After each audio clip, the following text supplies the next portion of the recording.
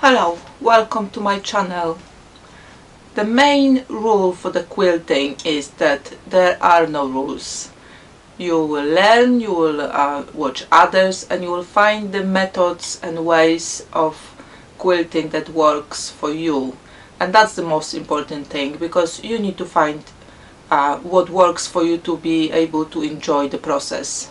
What you will see is my process of working with different materials and different designs, and I hope some of those tips and tricks will help you in your own journey. So I did some of the scrappy blocks already, quite a few, but I still got full boxes of different scraps, and I was looking at the internet to see what other scrappy blocks I could make just outside of the string blocks or crumb blocks. So I came across the spiderweb blocks, and there are two types of those as far as I can see. You're either doing it on the triangle or you're doing it on the square, but they both required some sort of tool. So if you're doing it on the triangle, you would need to have a piece of paper in triangle shape, so then you can kind of add onto it, or you will need a same for the square really. You will need to have a template which is in the middle, the diamond in the middle. So I don't have a triangle ruler, and I really don't want to buy another ruler for maybe, you know, something I will make just once. So I will make my own template. This is 8x4 piece of paper, which is much thicker than normal one, so I could also use piece of cardboard or something like that. So whatever you can find, or like cereal box or something like that, just something thicker so it is not very flimsy. And I've got 8.5-inch ruler which fits perfectly on it, so that's why I will use that.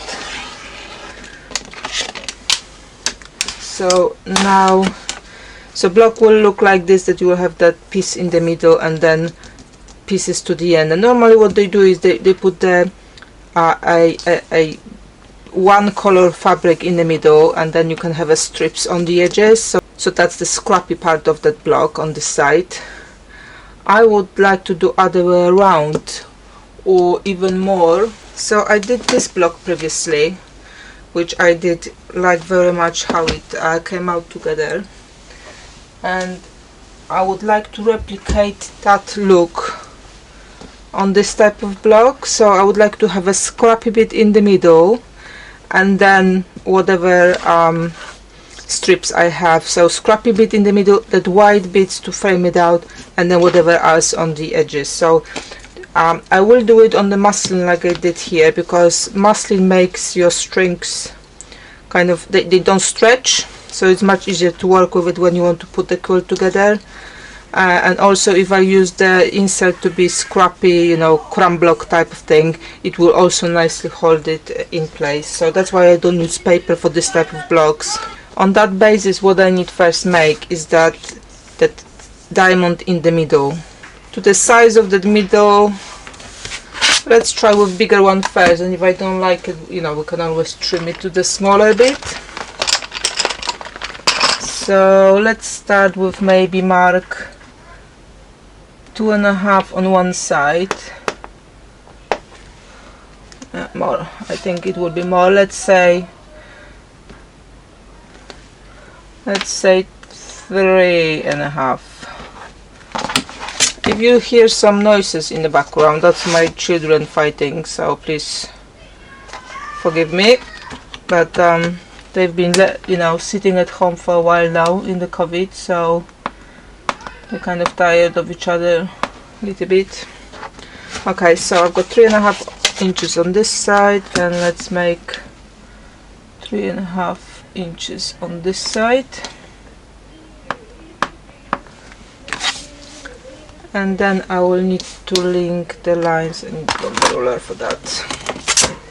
It's my 3.5 inch here, and to be fair, it probably doesn't matter on this side, because I will be adding scrappy strings and it all will be scrappy project. But let's measure to this side to 1/4 inch on both sides. To be fair, you could probably go with wider here as well. That will be another type of the look for that block, so experiment if you like. But here we go, quarter and quarter. So that's the other side. So if I put some strings on this side just to see how it will look when it sounds. So I've added some strips to see how it look for the size of that internal bit.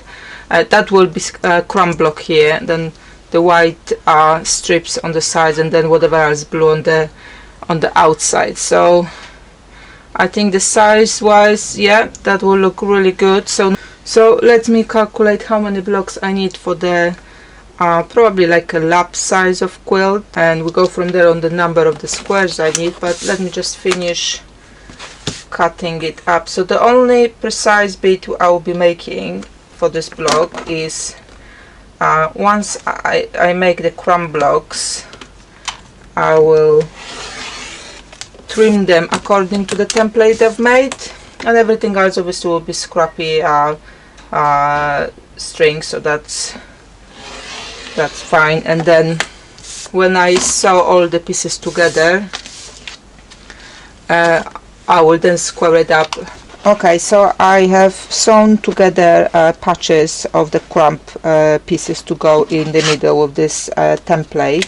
So you remember from making the template, make the 1/4 inch here from this edge, but actually it's quite complicated. Well, maybe not complicating, but adding the step to when you want to trim it out. And actually it's not necessary, because those blocks will be put together in this place, which means this is where it's important on this side, so they come together nicely. But on this side it really doesn't matter. So actually I will just make sure that when I'm trimming on this side, I will go straight here to the end, and you just need to be long enough so when I'm squaring up I've got that 8.5 inches. So, and because I will be adding white pieces on diagonal here, I will definitely have that space filled up as well, so I'm not worried about it. So if you're doing your own template, don't worry about that 1 inch here, just go from this point to this point straight. So to square it, just wiggle the template where you want it. So where, if you have like maybe more smaller pieces, you would like to include them in your bit, I'll just put that 8.5 inch square on top of it.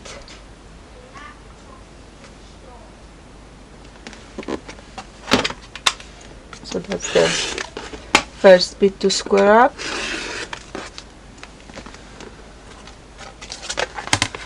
And then you will need to have a longer ruler for the step number 2. I mean, you don't have to be again like absolutely precise here, because we still will be having a little bit of bits and pieces around it to square it up again later.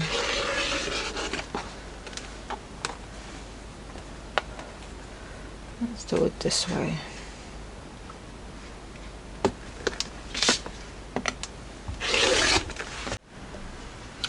And just to quickly add, I will link in the description below a link to the video about making the crumbs.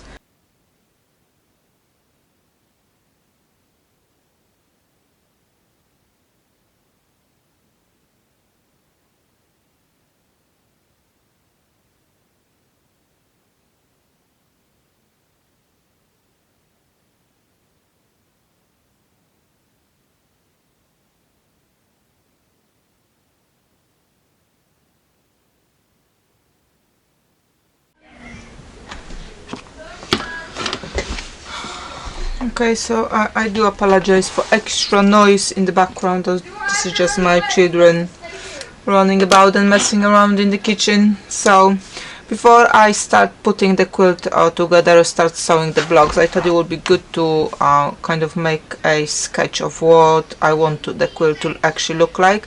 So I know it will be 1.5 inch block, and I want to have a layout 7 by 9 because that's the size I'm going for.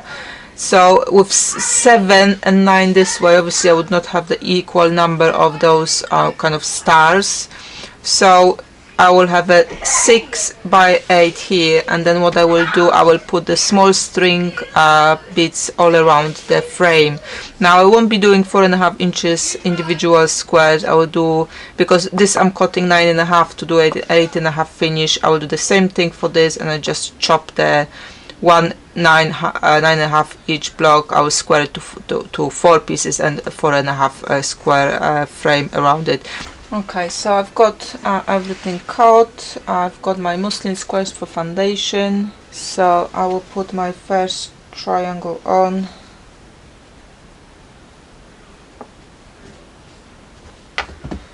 And then first goes the white strip.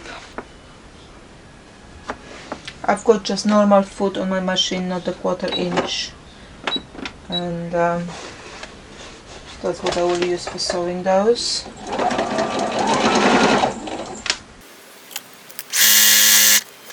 And I will definitely be chain piecing those, so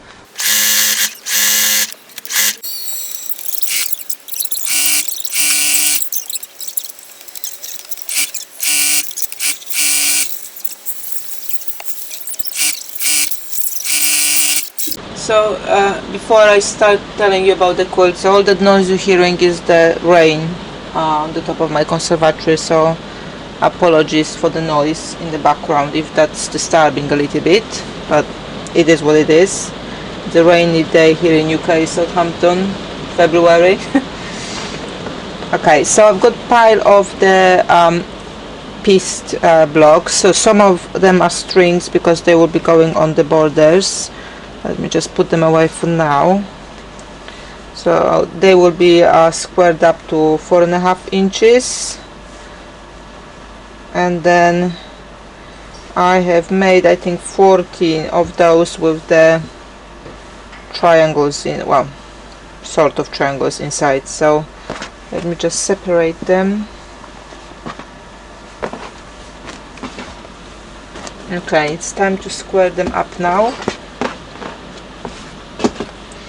So I've got my 8.5 square ruler, and I'm aligning my lines against that top edge here of that middle section, and everything else will be squared up against it. So it might be useful if you have to put it on a smaller cutting mat. You can turn around, it will save on the moving the fabric around. So like I said, I'm aligning the top edge of my square against this part here, and then I will just square it up here. Looks pretty nice. I used a lot of scraps, not that it made any impact whatsoever on the rest of my box, but you know, we only can try to get rid of them, and then they come back at the night. Now with those bits of the leftover after you've cut down, I do have 2 videos about how you can use those, so please do not throw it away until you have a look at those videos, because you may find it useful to that other project as well, or one of them, to use them all up. So just have a look. I will put it in the description below, links to both of them.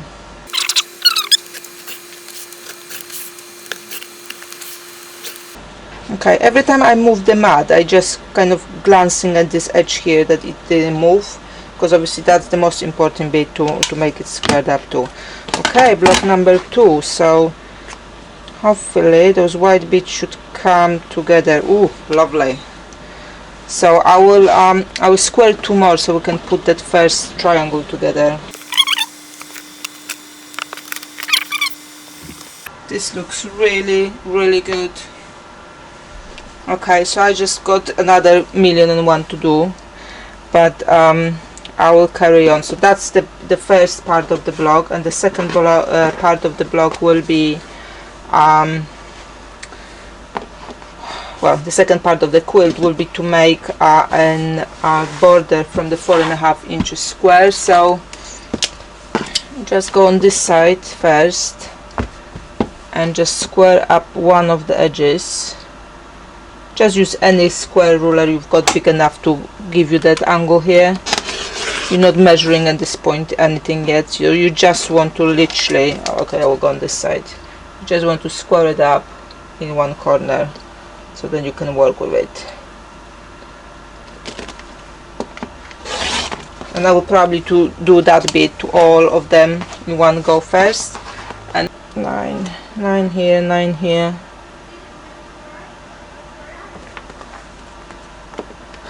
Okay, the rain is gone now. You may hear my kids in the background, so apologies again. And now I will just slash it into quarters.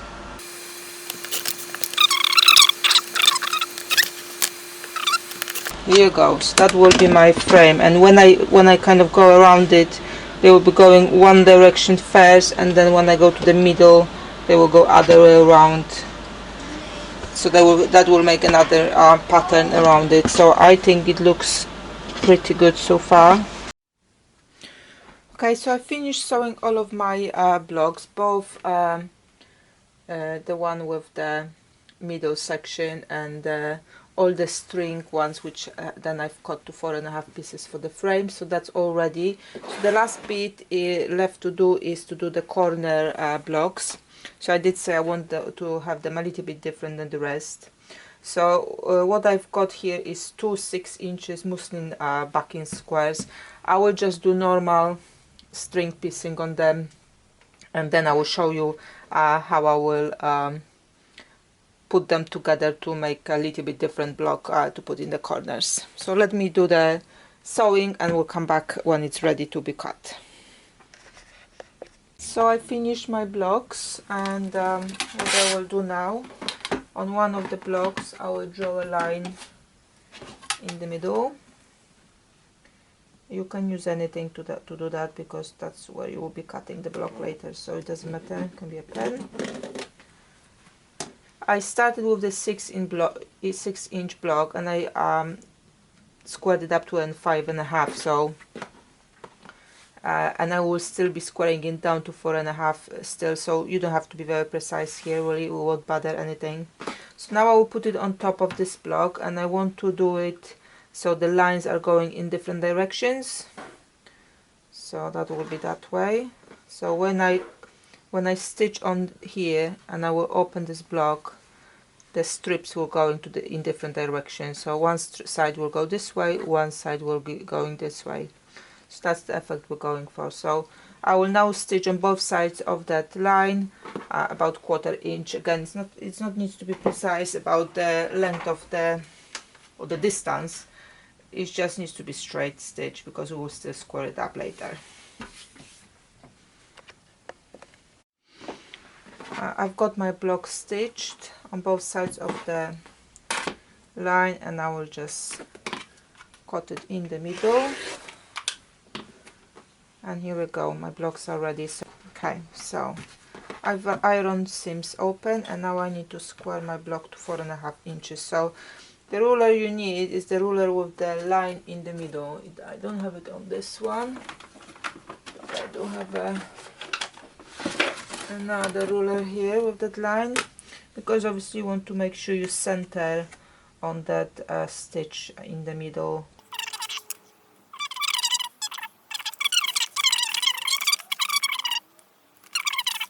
So those are all my corner blocks ready.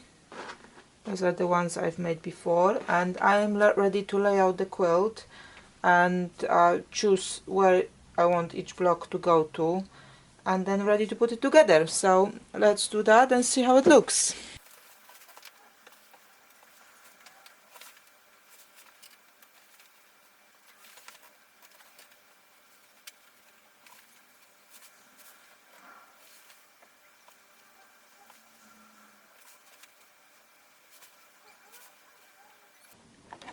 Okay, so I laid out the quilt, and it looks like I've missed some of the string ones to add here, so I need 1, 2, 3, 4 blocks still to do, which is fine, because also what I see now, that I would really like to add a white border between this part and the main quilt. So I will need some extra blocks anyway, because obviously that will add to the length and the width of the quilt. 5 blocks still to do, the 9 inches 5 blocks to do. This is my project box for this quilt, so you can see I've got column number 1 and column number 2 marked in here, and everything else obviously will be then attached to those first 2 columns, so there's no need to mark anything further. Okay, so I've sewn all of my columns, and now I'm ready to put the rows together. But because of the muslin adding a little bit of thickness to the fabric, I will first, before I start sewing them, you know, you can see they are all held by the threads. Before I sew them, I will now take into the iron board, and I will open all of those seams. Normally I wouldn't do it, I would just sew, you know, nesting them as I go along. But I think on this occasion that seam will look better on the right hand side if it's going to be flat. So let me do that. Okay, so I have ironed my seams open, and because when you have your seams open it's harder to by hand just keep, you know, the seams straight in the same place, I will actually put the pins in here to keep them steady.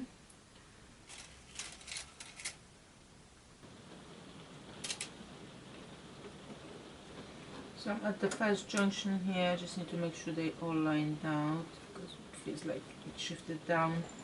I took the first pin out and I will go as far as to the middle, and then I can take the second pin out, tidy up this edge and carry on.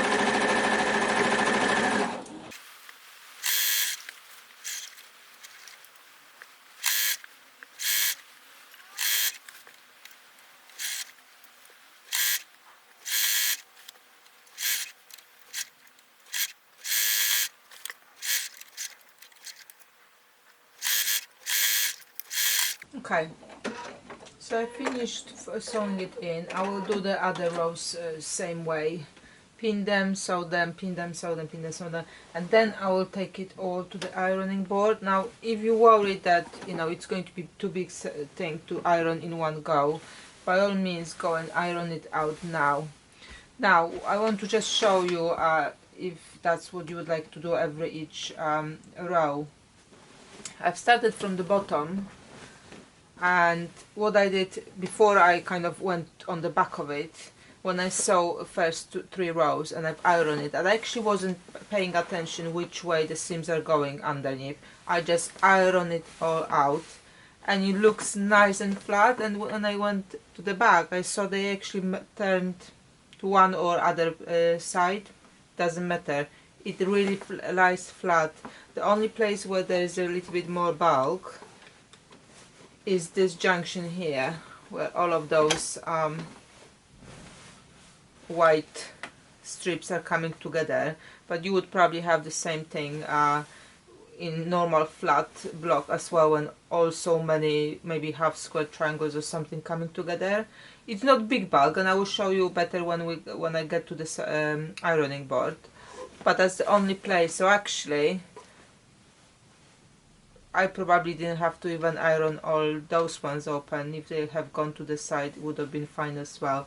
Now it does look very bulky when you sew it, but at that point, but actually when you take it to the iron, that muslin works with iron like a butter. It kind of melts itself down and make it flat. So for all of those who have been kind of asking question how that the muslin, you know, it doesn't make it more thick or something like that, it does make it thicker because obviously it's another layer of some sort of fabric, but it's still nice and soft, and you can make the quilt flat with no problem whatsoever.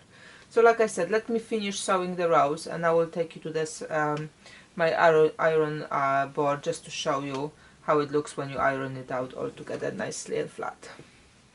Okay, so just quickly show you how to iron it when it's all backed up with the muslin. So as I mentioned before, when I was doing the columns I did iron those ones flat, but actually when I started ironing the whole piece, it doesn't look like it's necessary. So let me just show you. So that's what the piece look like. So I'm just ironing from the top to make those seams all nice and flat. I'm not worried how they look at the back at this point of time. What happened with that muslin is that it really like it molded itself. It really depends obviously what muslin you use. Mine is very very thin and very loosely woven.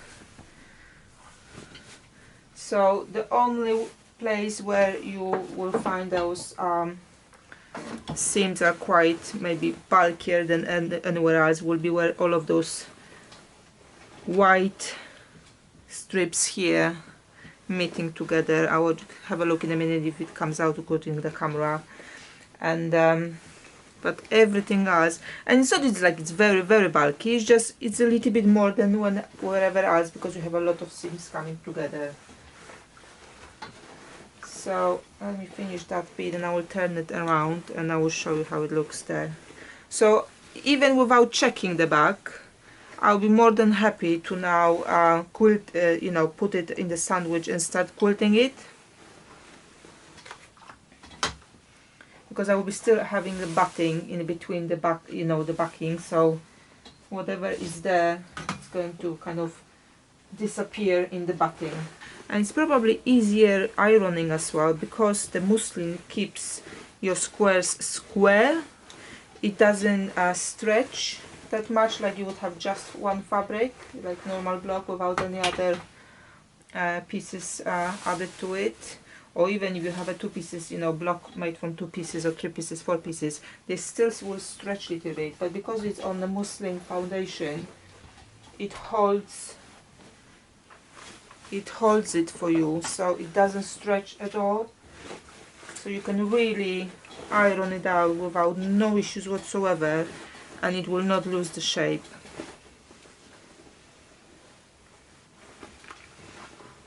Okay, now I do not use steam when I'm ironing. Instead, if there's something, not necessarily with this type of quilt, in any ironing I do for my quilts or blocks, there's something I need to kind of address a little bit, you know, heavy duty stuff, I will use the spray bottle instead, because then I've got a better control where the water will go to, and it's not actual water, it's literally like a must thing going on the quilt, so it's much easier.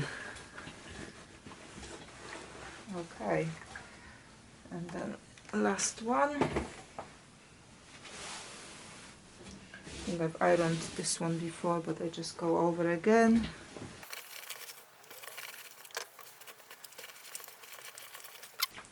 So that's ironing down, and like I said, if they are flat here, I'm really not concerned what it looks on the underneath, but have a look. Okay, so most of them kind of automatically got themselves in on one side, and if you are worried about it, you can kind of go over it, and if 1 or 2 bits didn't go the way, you know, the rest, you can just move them across at this point of time. But like I said, it's not very visible. This one is just all over the place, and I will leave it. Like I said, I'm not worried about it. It came flat on the other side, so let's just have a look at that one place I said is a little bit bulkier than anything else. Let me just move the camera a little bit. Okay, so that's the spot where a lot of those white strips coming together. You can see it sticking out a little bit, but not as much as I would, you know, worry myself about. And you know, once you wash it a few times, it will look different as well. So it's fine for me. It looks really good. Okay, so now I will add the borders to it, but obviously it will look better when it's finished, and I will show you the picture.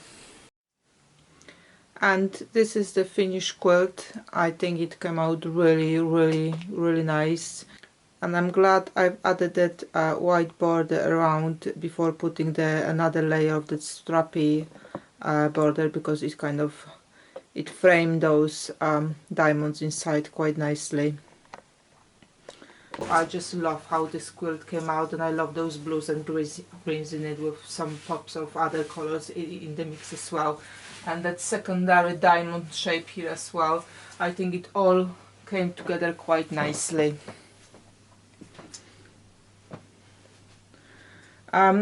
If you would like to see how the quilt will look when it's all ready and you know, bound and everything else is done with it, you can follow me on the Instagram or like my Facebook page, because at some point it will come out there as well when it's ready. And I also, when I put the pictures, it's after the quilt has been washed, because obviously at this point of time, you know, we don't know how it will look when it's washed all together. And I always wash my quilt after I've made it, to make sure that if I'm giving it to someone or I'm selling it, I know how it will look after they wash it themselves. So that's just kind of fail safety for me. So I hope you enjoyed this tutorial. And I already started another project with the strips and the scraps and bigger blocks. So please, if you liked what you saw, please subscribe so you can check that new project as well. Thanks for watching this video.